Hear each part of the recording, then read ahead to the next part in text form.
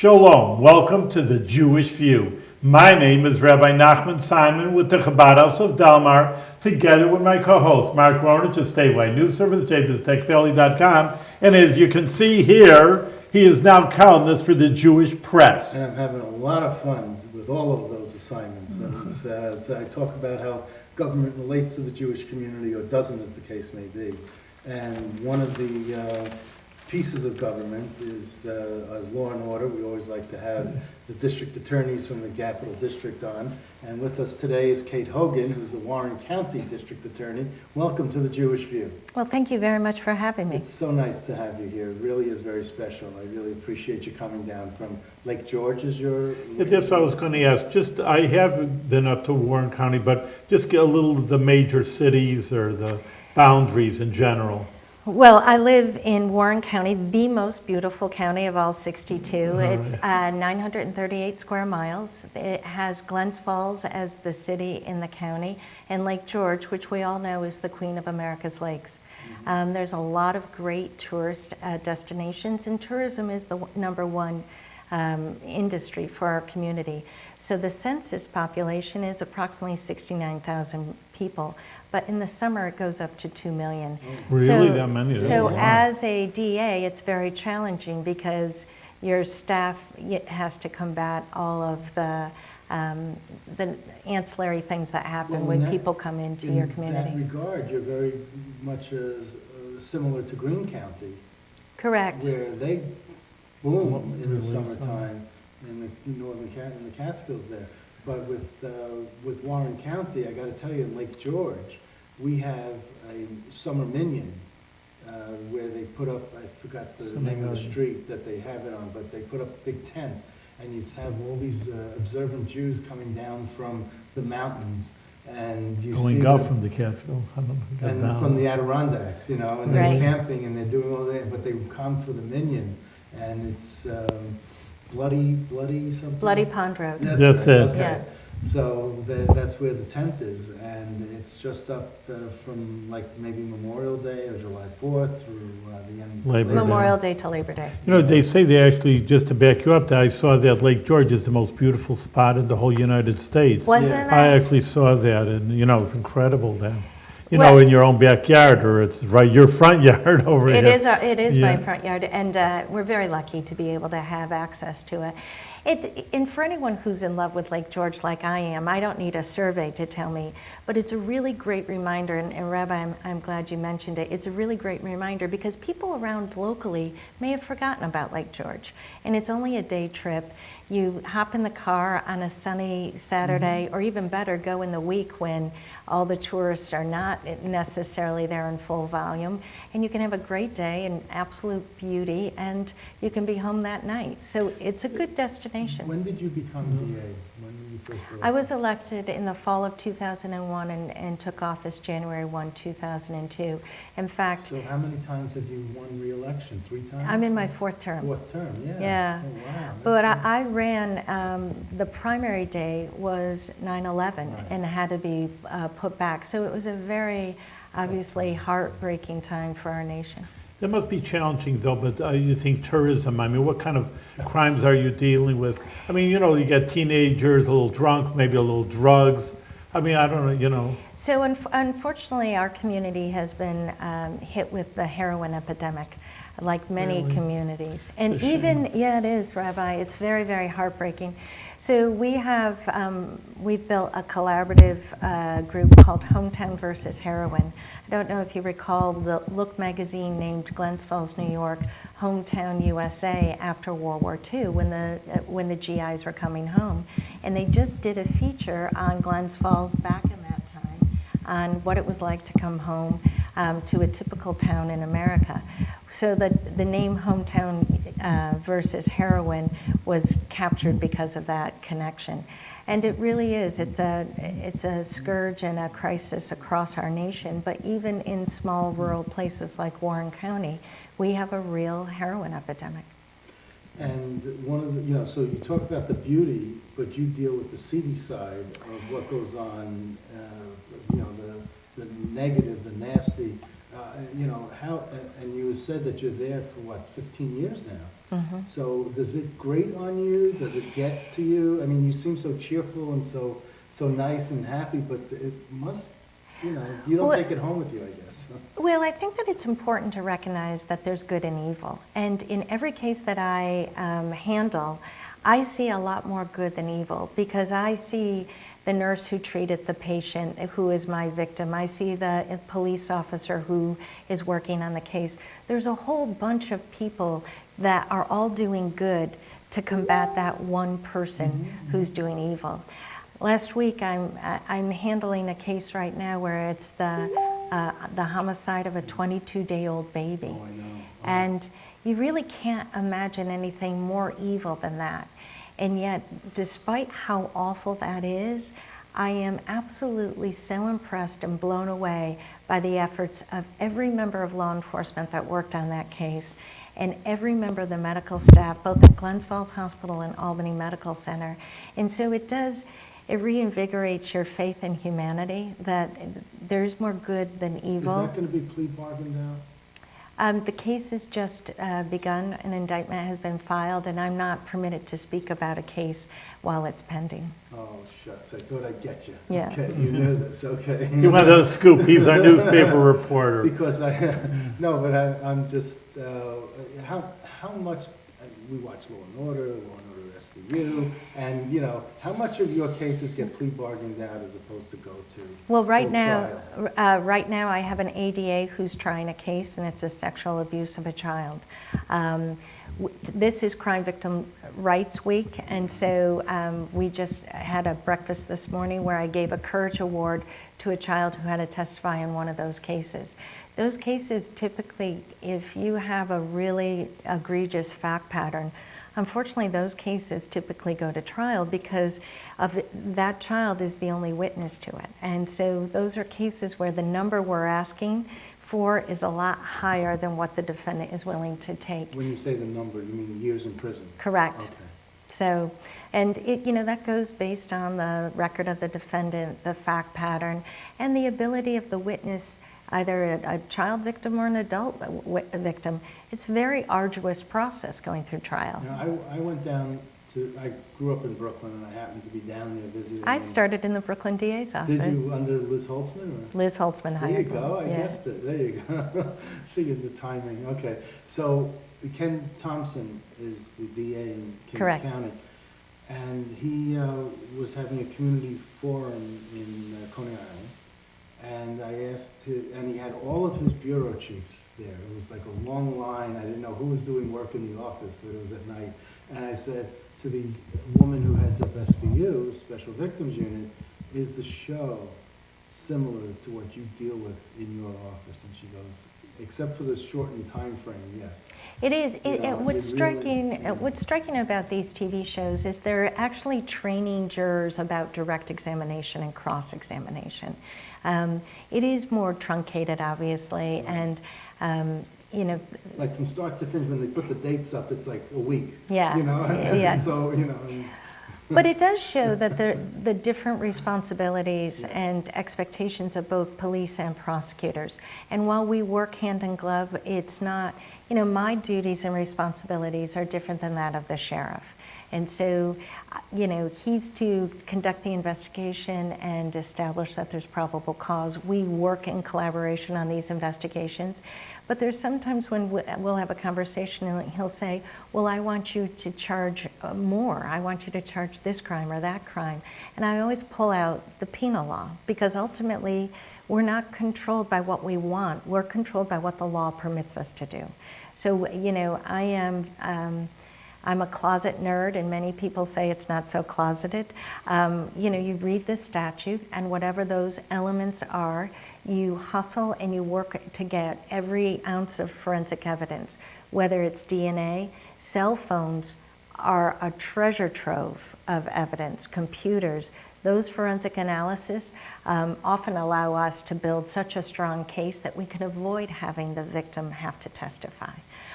So it is the SVU model, the police being the first half, the prosecutor being the second half, is very much how it is handled. And then the judge in between figuring out whether the warrant was, Miranda rights were sworn properly. Correct. Or this was done properly.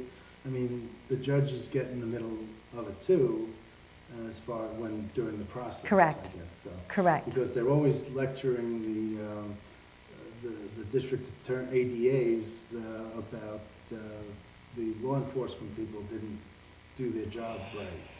Well, and So, to be quite honest, I don't watch Law and Order SVU. My girls watch it all the time, and my son is not as interested in it. He's only 13. But I've watched episodes of it, but I don't want to, when you asked how do you stay energetic and recharged, it's by not watching stuff like that when you're not at the office. I see. But I think that it's very important that, in our community, I believe that our police officers are very well trained and extremely professional and extremely knowledgeable on the law. And I think it's important for the public to have confidence in the criminal justice system and know that if a member of law enforcement does something that's not appropriate, that there is the independent review of a judge who's going to say, I'm suppressing this statement and it's not coming in. So I think that's another asset for the public to understand the criminal justice system. What's your staff and how many different bureaus and divisions do you have? So as I said, I started in the Brooklyn DA's office, So you know and what size could be. and I was one of 67 in my class, and I was one of 600 ADAs. 600? ADAs Wow. One county. in one county. Now, Brooklyn has a population of 4 million, and I started in 1988, and it was the height of the crack epidemic. So in 1990, the Brooklyn homicide was over 1,100 in Brooklyn alone. And last year we were south of 400 citywide. So New York City was a completely different place than it is today. And it was a much more dangerous place. Did you have to plea bargain a lot of the cases out in Kings County? It's very funny you should ask that. My husband and my husband was another Brooklyn ADA, and we got married, and it's 25 years. We used to sit. Loving the DA's Yeah, office. it would make a good. That would make a good sitcom. But we would sit on the dock. My family has a house on Lake George. We would sit on the dock, being Brooklyn ADAs, and reading what people were pleading to in Warren County. And we would say, why are they pleading to that? Why don't they take it to trial? The plea bargaining is a necessity in the criminal justice system. Seems There's that way. no way you could trial these cases. Because the courts would be backlogged Well, tremendously for exactly, years. for years and years and years. So the Brooklyn plea offer, by the sheer volume of cases, is lower than a Warren County plea offer. And I use that to my advantage because oftentimes the drug dealers are coming up from Brooklyn. And I will say to the defense attorney, tell your client he's not in Brooklyn anymore. It's not going to be a filings basement offer. And that's a deterrent that I want to make sure I'm communicating to those New York City drug dealers. If you come up to Warren County, you're going to get a different plea offer. And you may think I'm Genghis Khan, but it's the luxury I have by having a smaller caseload. It sends a clear message because they're perpetrating the plague of drugs for profit. And how many ADA, what's your office, how many? I have 6 ADAs. 6, as opposed to 600. right? Correct. I have 3 part-time investigators. I have 5 support staff, and I have 2 crime victim specialists. And you don't have a PR guy? No, I don't have a PR. No, yeah. you don't have a public information officer. You're it. You're the face of the bureau. You're the I face of the answer the phone when it rings. If I'm walking by and the phone rings, and I'm often asked, Kate, why are you answering the phone? And I said, because it was ringing. Like it's a very, what you see is what you get. We're small but scrappy. And honestly, I would put our office in terms of trial talent against any office in the state. How many bureaus and divisions and specialties do you break out your? So what we do is, I think that it's important to have a narcotics special. My first assistant, Jason Carasone, is in charge of the narcotics. The reason that's important is because you need to know who the players are, and there's a network, and you need to have institutional knowledge of who's coming in and out of that network. Can I tell you, you said before the heroin epidemic, and that's why you connected narcotics. What percentage would you say of crimes are drug or drug related? The person needs a fix, so he's going to rob the drugstore so really it's robbery. If you include alcohol as a drug, Yes. if you include alcohol as a drug and you include our DWIs, I would say that it's at least 50% of our caseload.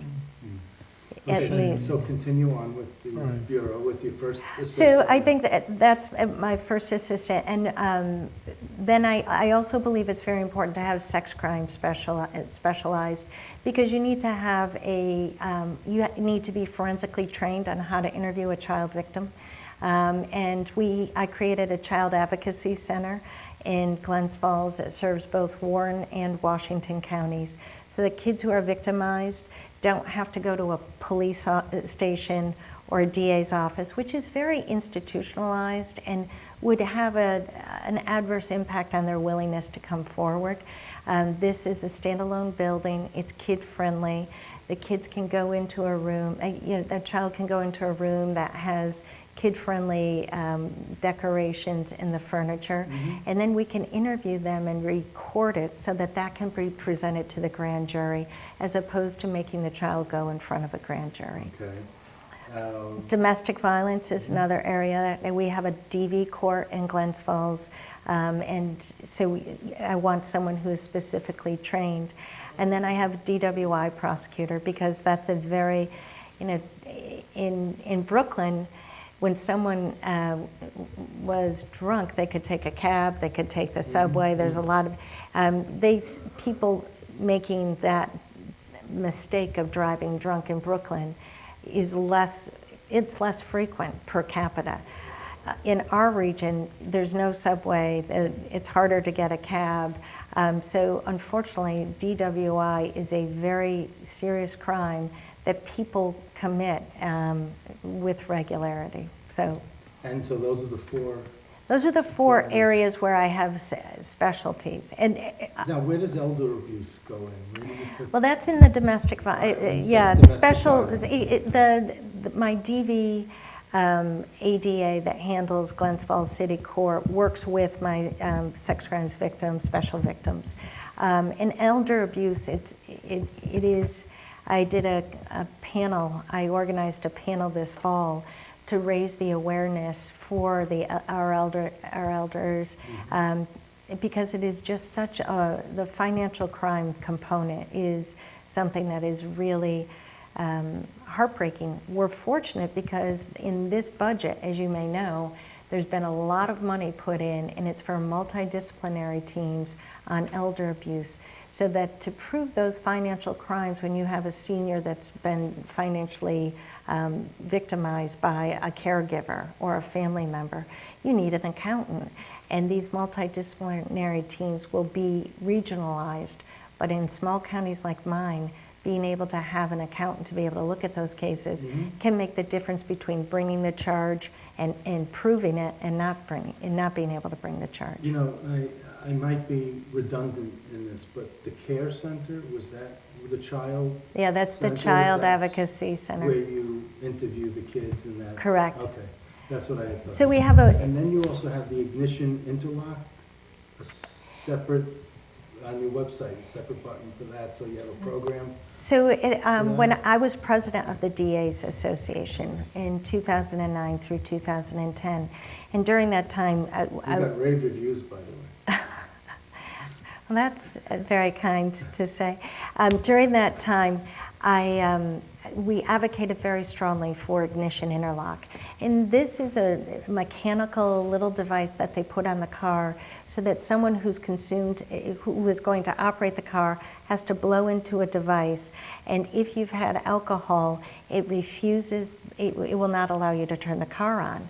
So for those people who are chronic offenders, it prohibits them from actually driving while they're intoxicated and thereby saves scores of lives. So it's a tremendous asset for us. It actually reduces DWI recidivism rate and it saves lives. And DWI fatality is something that we still contend with much too much regularity. I go camping up in 13th Lake, Oh. which is right on the Hamilton border, but it's in Warren County. You're the last left in my county. Exactly, Yes. exactly. Indian Lake is right over the border in Hamilton, and but 13th Lake, I mean, it's so remote, they didn't stop naming them, they number them. Yes, You know? that's exactly right. And we have 9 campgrounds, and it's first come, first serve. It's a DEC-run campground, and it's just absolutely, phenomenal. It's at the base of Gore Mountain. It's just phenomenal. And do you ski gore in the winter? No, I snowboard more than ski. I Okay. think the arms and the legs don't kind of move as much, in coordinated fashion I as am much so as the happy. snowboarding. So Rabbi, you see, Mark appreciates the full beauty of our county all year round. I do. You In know, it's fact- really beautiful. In fact, there's a rabbi locally who rents a cabin in the winter, and 13th, I went up to see him one time, and 13th Lake was frozen over, and we actually walked on water. We were walking all over the place. Places that I use a boat during the summer, I was walking. It was like amazing. Isn't it? Have you been to Lake George recently, Rabbi? Yeah, a few years now. You have to get out there even more. As I know what you're That's saying, when I another go, trip I we- go. that's another trip we You know, have to Mark take. and I are always, all the guests, they come on up. You call me before you come up, and I will give you the 50-cent tour. All right. Okay. It's absolutely gorgeous. Now, I do also go boating or canoeing or kayaking, canoeing with a gentleman from Schenectady who goes to the northern part of Lake George, and then we canoe down into the islands and stuff. Into the Narrows. Yeah, and we have a wonderful day. So you put in Hague?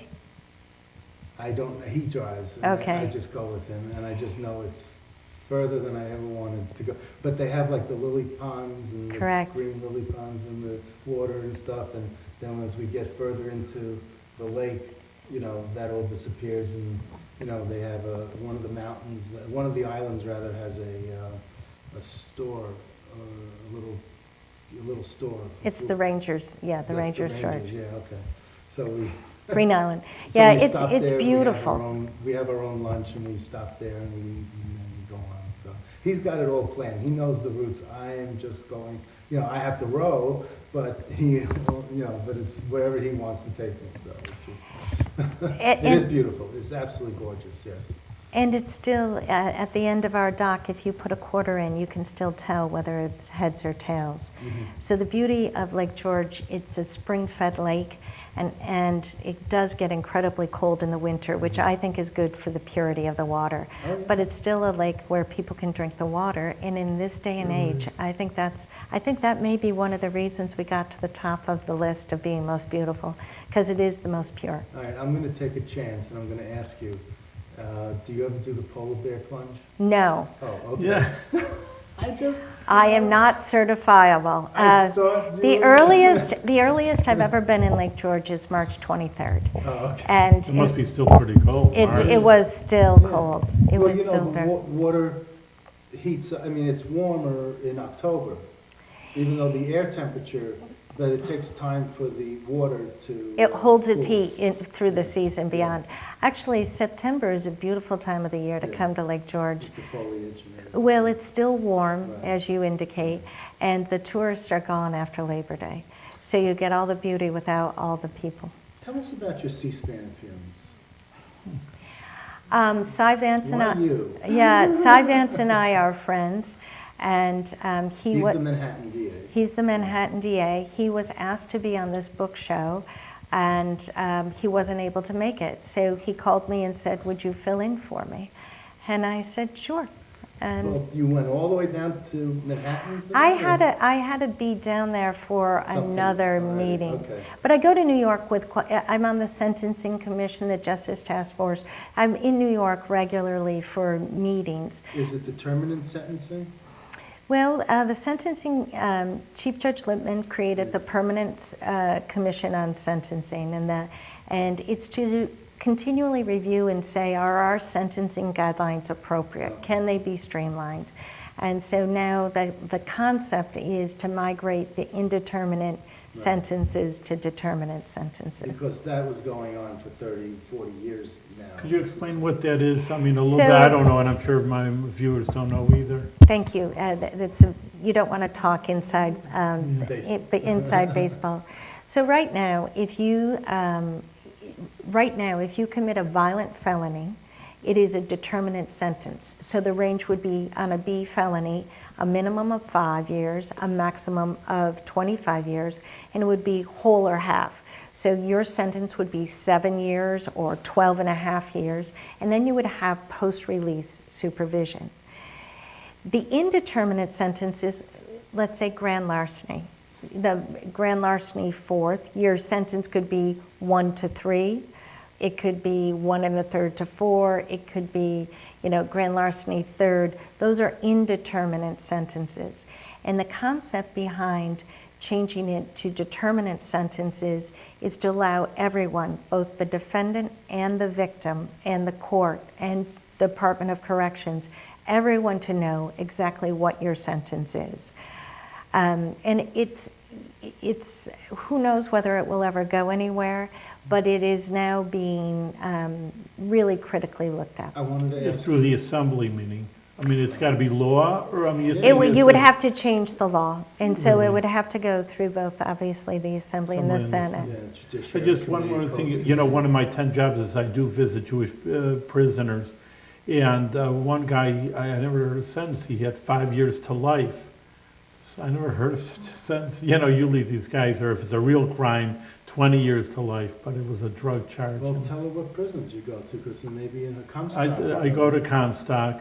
Oh, you Yeah, I do? do. I go up there for the Jewish holidays, before the Jewish holidays, and That's in Warren County. Yeah, No, it's in Washington County. Washington, but it's right up there.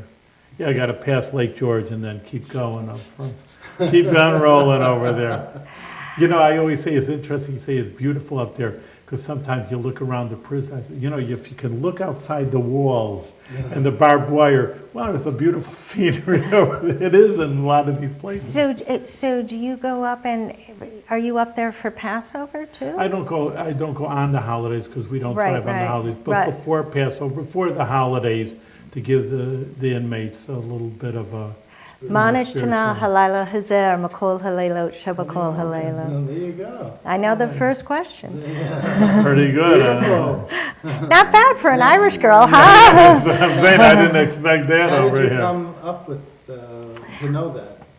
I had a friend who invited me to her home for the Seder, and they let me ask the first question, and I learned it. Manish Tana Halila Hazer Makol Halelo You probably know Shabakol. more than half the Jewish Yeah, the people. I hate Jews, to yeah. say that. So I learned that, and this is actually a funny story. Mr. Cutler, Maury Cutler, he's Bruce Cutler's dad. He's a 16 Court Street attorney. He came in, and we were before Judge Goldman, and he said, "Miss Hogan, may I have 2 more weeks to file my motions?" And he always wanted more time. So I turned to my friend Judy Kirschenbaum and I said, Manish Tana. And Judge Goldman said, Miss Hogan, approach the bench. And he said, I didn't know you were. And I said, oh, you didn't know about my mother? And he said, no. I heard Hogan, I thought Irish. You want to date my son? And I said, no, I'm a shiksa. That's a good one. I have one serious question to ask you about, because we've asked other DAs about this who've been on the show. Raise the age. So I hate to go from joking to something serious, because I always like to end on a light note, but I forgot to ask you earlier. What's your position on raise the age? My position on raise the age is, if you're going to migrate these cases to family court, you've got to make sure that family court is functioning and can handle them. No one wants to label a 16 or a 17-year-old as a criminal. You have to really do something serious to be able to get a felony and end up in state prison. So the population of people that we're actually talking about is a very, very small population. And what these teenagers did to end up in state prison is very, very, very serious.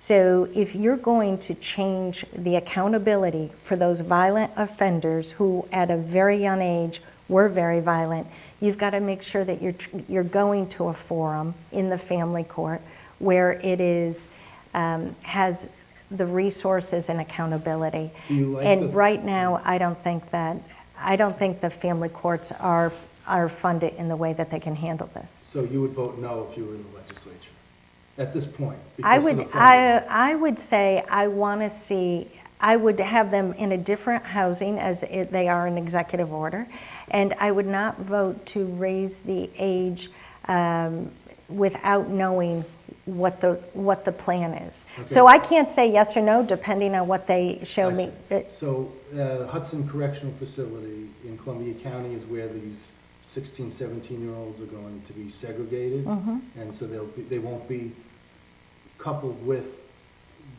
older, more felonious inmates who may have a life sentence. So in that concept, is that okay? The proof is always in the pudding. And so the concern is that you're making young kids become worse by whom they're associating with in prison. So let's try this and let's see if there's a rehabilitative component to it. I'm a big believer in, for nonviolent felonies, I like getting rehabilitation as opposed to incarceration. So we have a very active drug treatment court. Anyone who is in the system because of addiction, I want to treat the addiction and not have you warehoused. If you're in prison at that young age, we have youthful offender, we have drug treatment courts. Every DA is trying to divert those young kids from prison. So if you're in prison at that young age, it means that you've done something that's very, very serious. And getting to the root of why a young person would do that is a complicated matter. And I think that at least segregating them out and making it so that they're not influenced by older inmates would be one step in protecting their future. Okay. All right, we're out of time, but it was very informative, and you're doing a great job, so continue with good success and great health. Thank you. success. Thank you.